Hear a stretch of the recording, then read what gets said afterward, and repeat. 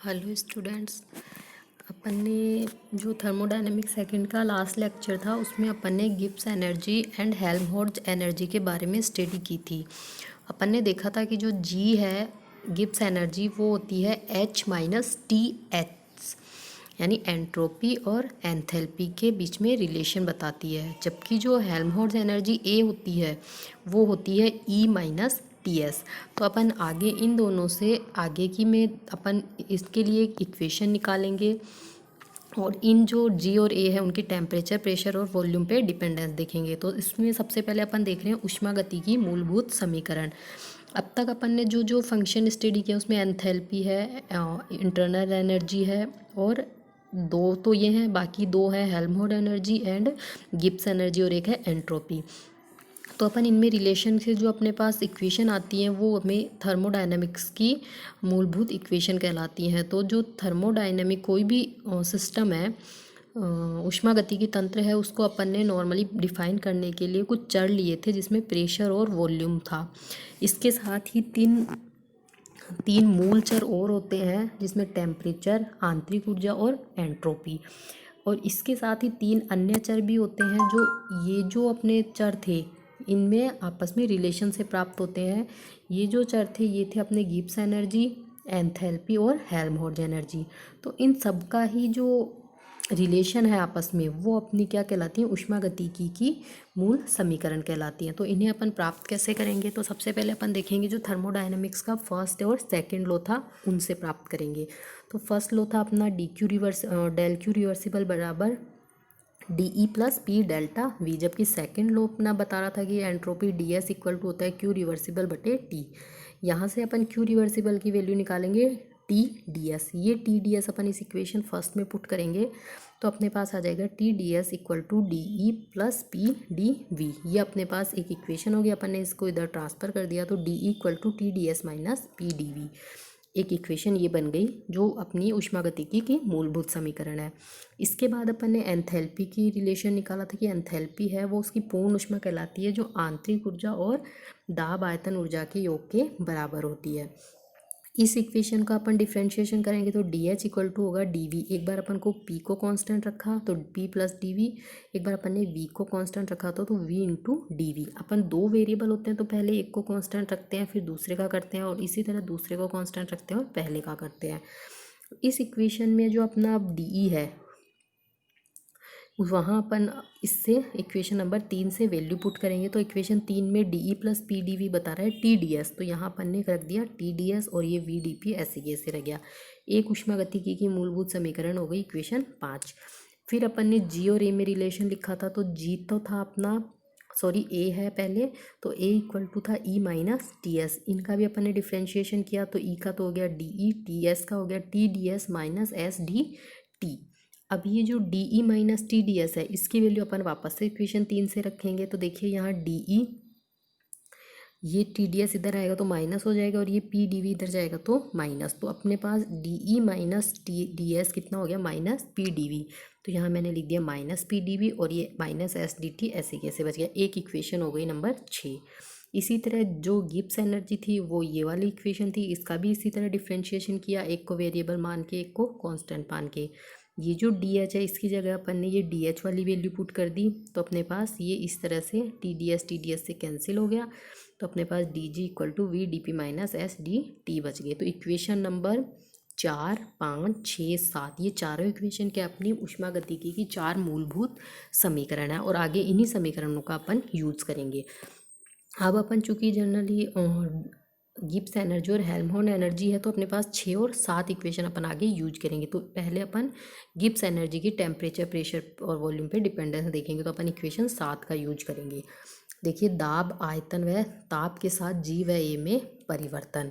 तो सबसे पहले अपन ने जो डी जी वाली ऊष्मागतिकी की समीकरण थी वो ले लिया। इस समीकरण से अपन को पता चल रहा है कि जो जी है वो टेम्परेचर का फंक्शन है और एक प्रेशर का है, यानी जी है वो function of temperature and pressure. यहाँ अपन इसको डिफ्रेंशिएट करेंगे, दो वेरिएबल है तो पार्शियल डिफ्रेंशिएशन की फॉर्म में इसको डिफ्रेंशिएट करेंगे। ये आ गया। अब अपन नंबर 1 और 2 की तुलना करेंगे तो अपने पास ये आ जाएगा डी टी का जो कोफिशिएंट है वो आपस में कंपेयर हो गया और डी पी का कोफिशिएंट है वो आपस में कंपेयर हो गया। तो अपने पास इक्वेशन 3 और इक्वेशन 4 आ गई। इक्वेशन 3 क्या शो कर रही है कि यदि स्थिर दाब पे किसी तंत्र का ताप बढ़ाएंगे तो देखिए यहाँ नेगेटिव साइन है, तो यानी ताप बढ़ाने से जी का मान कम होगा। ये इक्वेशन 4 बता रही है। और ये जो कमी है ये ठोस और द्रव की तुलना में गैसों के लिए अधिक होगी, क्योंकि गैसों के अंदर जो एंट्रोपी है वो सब अधिक होती है ठोस और लिक्विड की तुलना में। इसी तरह इक्वेशन 4 है वो क्या बता रही है कि स्थिर आयतन पर किसी तंत्र का दाब बढ़ाने पे गिब्स ऊर्जा भी बढ़ती है, क्योंकि ये वैल्यू पॉजिटिव है तो यानी ये प्रोपोर्शनल है, जबकि ये नेगेटिव है तो ये इन्वर्सली प्रोपोर्शनल है। और यहाँ पे ये जो वैल्यू है यानी जो जी का टेम्परेचर बढ़ाने से जी के मान में जो वृद्धि हो रही है ये भी जो लिक्विड और सॉलिड की तुलना में गैसों के लिए अधिक होगी। क्यों होगी? क्योंकि गैसों का आयतन है वो अधिक होता है सॉलिड और लिक्विड से, इसीलिए स्थिर ताप पर दाब वृद्धि करने पर गैसों की गिब्स ऊर्जा भी तेजी से बढ़ेगी क्योंकि आयतन बढ़ता है। ये तो थी प्रेशर के साथ जो अपन ने आइडियल गैस के लिए ली थी। अब जो अपने पास जी गिब्स एनर्जी है उसके अंदर अपन ने यदि नंबर ऑफ मोल्स से डिवाइड कर दिया तो ये एक नया फंक्शन बनता है जिसे अपन म्यू कहेंगे, और इस म्यू को अपन बोलेंगे मोलर गिब्स ऊर्जा, और इसे ही अपन रासायनिक विभव भी बोलते हैं आगे, केमिकल पोटेंशियल। इसे म्यू से डिफाइन करेंगे प्रति मोल गिब्स ऊर्जा। और ये जो म्यू है ये प्रेशर पे इस इक्वेशन द्वारा डिपेंड करती है कि mu equal to mu naught T, यानी टी टेम्परेचर पे standard mu plus R T L N P. ये है आदर्श गैस के लिए। यदि अपन ने वास्तविक गैस ली तो जो वास्तविक गैसों की मोलर गिब्स ऊर्जा है उसका भी इक्वेशन यही होगा, सिर्फ उसमें यहाँ ये जो पी प्रेशर लिया है उसकी जगह एक नया फैक्टर आता है जिसे अपन फ्यूगेसिटी या पलायनता कहते हैं। और ये जो फ्यूगेसिटी और पलायनता है ये उसी प्रकार होती है जिस प्रकार से अपने आइडियल गैसेस में प्रेशर होता है, सेम होती है, इनकी यूनिट भी सेम होती है और इनका इफेक्ट भी सेम होता है। तो इसी इक्वेशन को सिर्फ अपन फ्यूगेसिटी की फॉर्म में इस रूप में लिख देंगे। पलायनता है वो दाब के समान ही होती है और वही ताप और दाब का फंक्शन होती है। अब आगे अपन इस पे कंडीशन लगाएंगे कि यदि कोई सॉलिड और लिक्विड है तो सॉलिड और लिक्विड में क्या होता है, वॉल्यूम होता है वो लगभग कांस्टेंट रहता है, यानी डीवी कितना हो जाएगा 0। तो अपन यहाँ क्या करेंगे, इसमें चेंज ज़्यादा डीजी जो आ जाएगा, यहाँ से लिया है अपन ने ये वाला, तो डीजी है वो क्या हो जाएगा वी इंटू डी पी। ये आ गया अपने पास वी डी पी। यहाँ अपन ने इसका G1 से G2 और P1 से P2 इंटीग्रेशन किया, DP है तो P की लिमिट लगाई है, तो ये डिफरेंस हो गया G2 माइनस G1, ये V कांस्टेंट है, और P2 माइनस P1 क्योंकि लिक्विड और सॉलिड्स के लिए V कांस्टेंट रहता है तो यहाँ बाहर आ गया।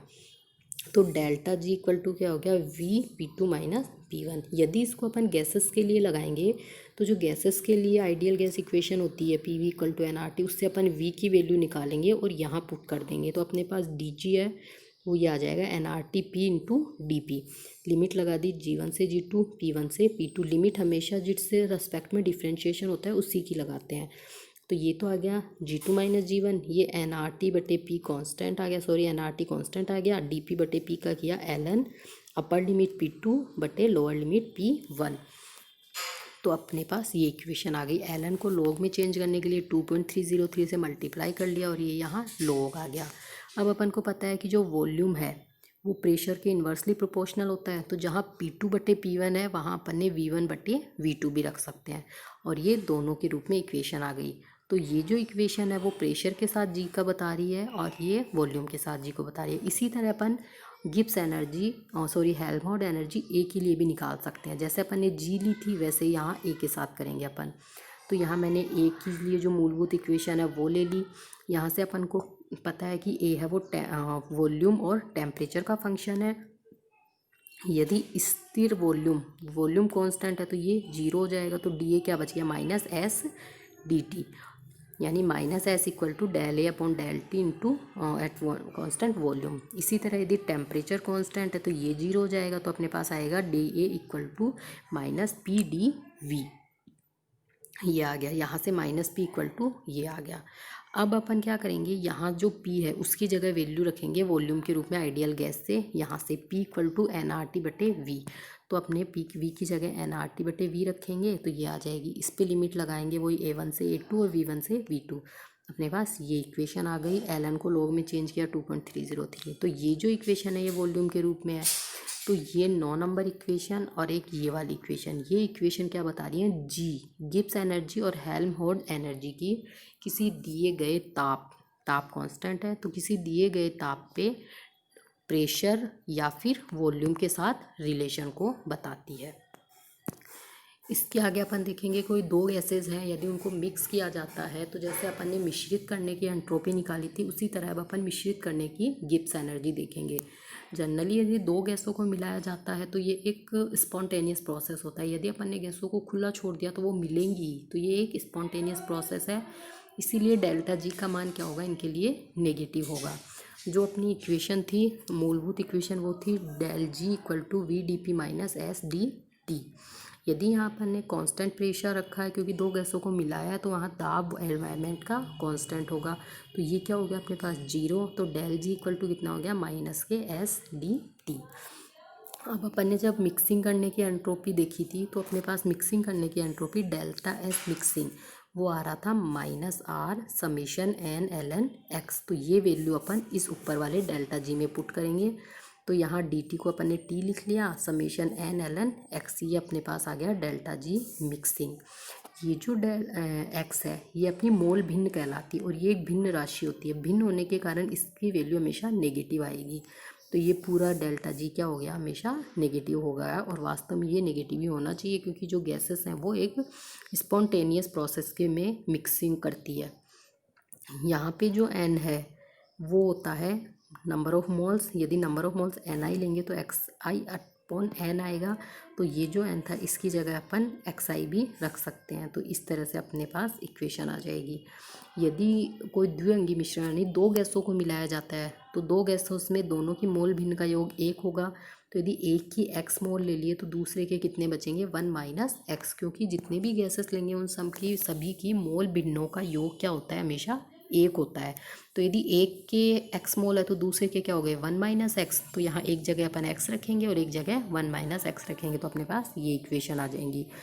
इस इक्वेशन को सोल्व करने पे अपन देखते हैं कि जो डेल्टा जी है उसका मान मिनिमम कब प्राप्त होता है। तो डेल्टा जी का मिनिमम मान है वो जब x इक्वल टू हाफ होता है ना, तब डेल्टा जी मिनिमम होता है, और ये एक आइडियल कंडीशन होती है।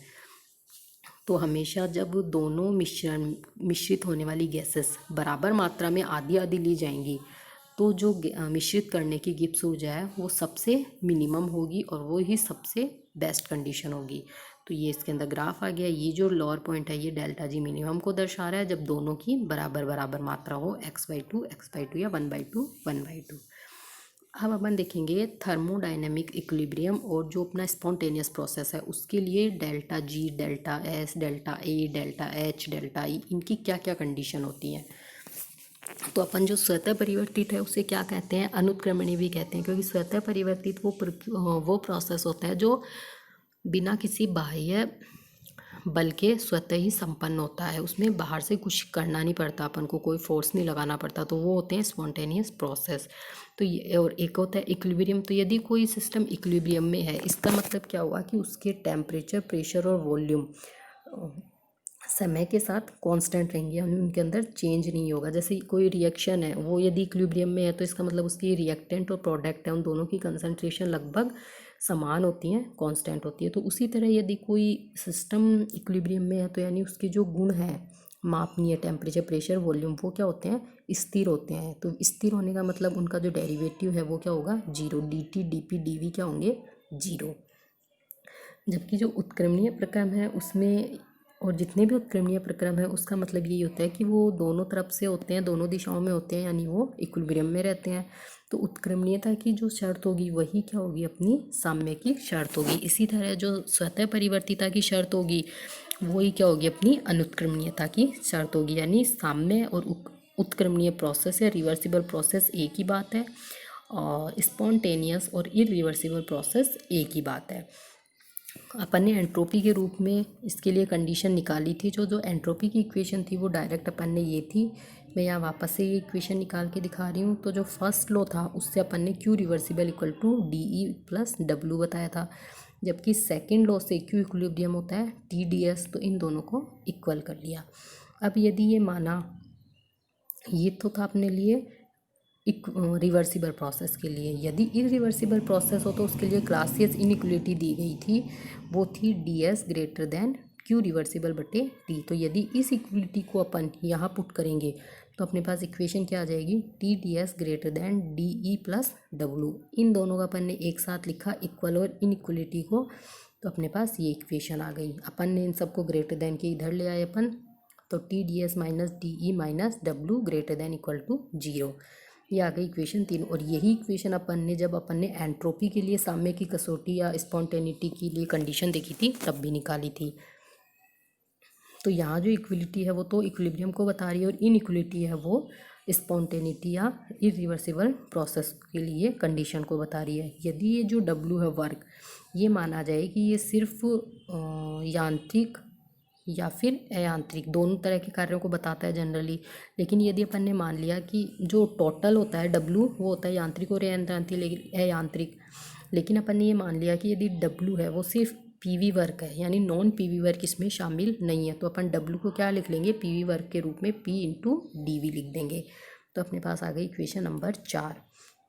इस इक्वेशन से अपन एंट्रोपी की कंडीशन निकाल सकते हैं। यदि तंत्र में स्थिर ऊर्जा हो तथा कोई यांत्रिक कार्य न हो, स्थिर ऊर्जा है इसका मतलब डी ई 0, यांत्रिक कार्य नहीं है इसका मतलब P D V equal to 0 या फिर D V equal to 0।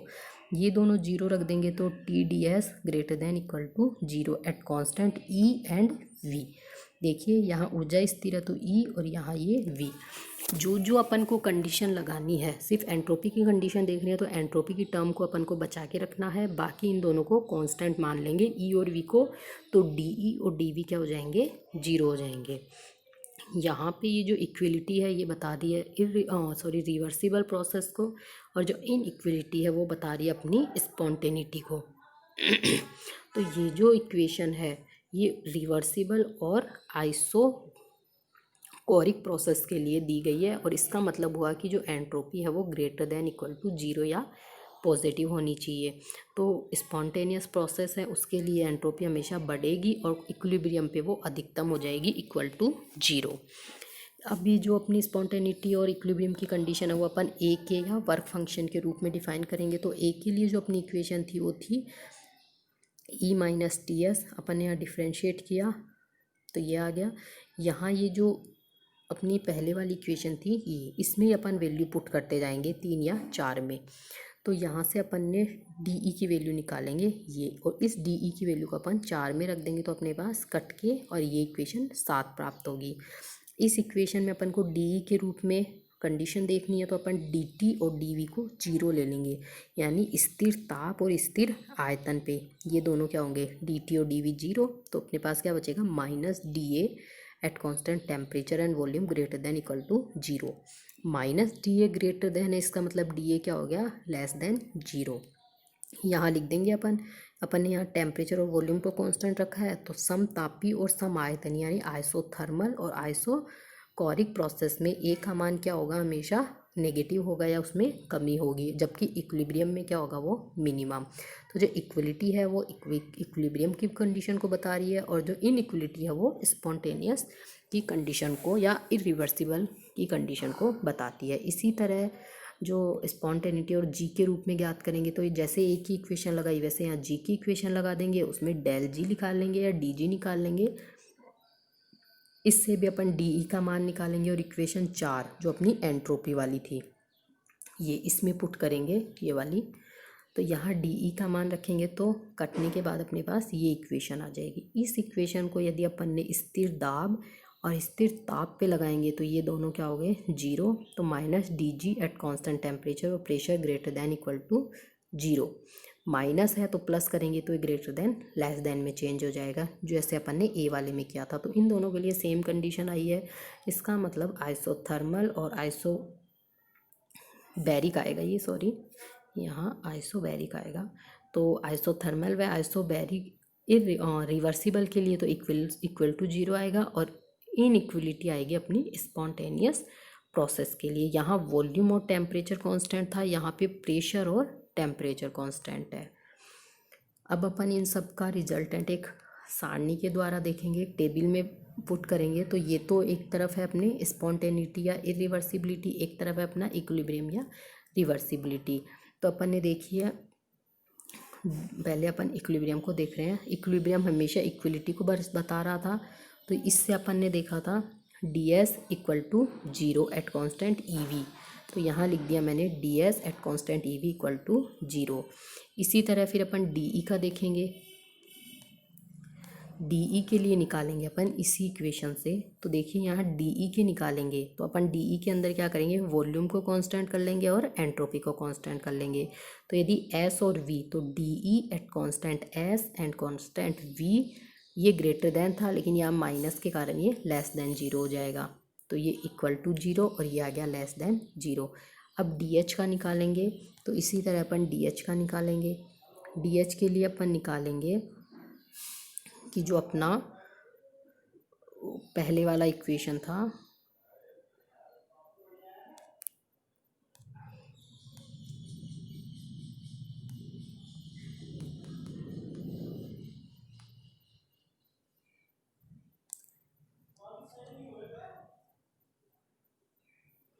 DH का भी अपन इसी तरह निकालेंगे। यहाँ मैंने करके नहीं दिखा रखा आपको डीएच का। डीएच का भी आप इसी तरह एक इक्वेशन निकालेंगे जो अपनी ये थी ना थर्मोडाइनमिक वाली, ये वाली। तो इस जो डी एच है ये एस और पी पे डिपेंड कर रहा है, तो एस भी कांस्टेंट होगा और पी भी कांस्टेंट होगा। तो D H at constant S and constant P, inequality का लगाएंगे तो ये भी क्या हो जाएगा अपने पास, delta H less than zero, जैसे अपन ने ई में लगाया था वही डेल्टा एच के लिए आ जाएगा। फिर है डेल ए और डेल जी।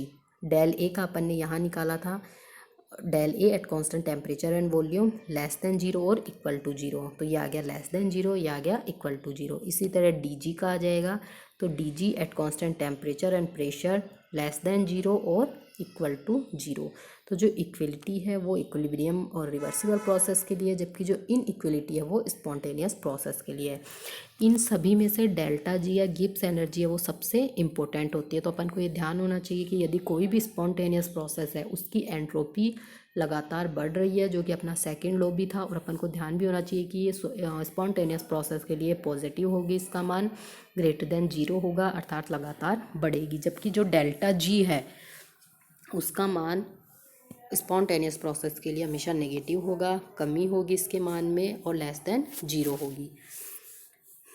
सिर्फ एंट्रोपी ही ग्रेटर देन जीरो है, बाकी सब लेस देन जीरो। और ये जो कांस्टेंट रखे अपन को, इसको भी ध्यान होना चाहिए। तो ये सब अपन क्या करेंगे, जो अपनी थर्मोडाइनमिक की इक्वेशन थी उससे भी अपन याद कर सकते हैं। ये अपन को ध्यान रखना है कि D G, D A, D H, D E ये सब लेस देन जीरो होते हैं, जबकि ओनली डी एस है वो ग्रेटर देन जीरो होता है। अब किसमें क्या कांस्टेंट रखना है, इसको अपन डायरेक्ट जो अपनी इक्वेशन है थर्मोडाइनमिक्स की, इनसे भी देख सकते हैं कि यदि ई निकालना है तो एस और वी को कांस्टेंट करना है, एस निकालना है तो ई और वी को कांस्टेंट करना है, एच निकालना है तो एस और पी को कांस्टेंट करना है, ए निकालना है तो वी और टी को कांस्टेंट करना है, और जी निकालना है तो पी और टी को कांस्टेंट करना है। तो ये अपन को ध्यान रखना है।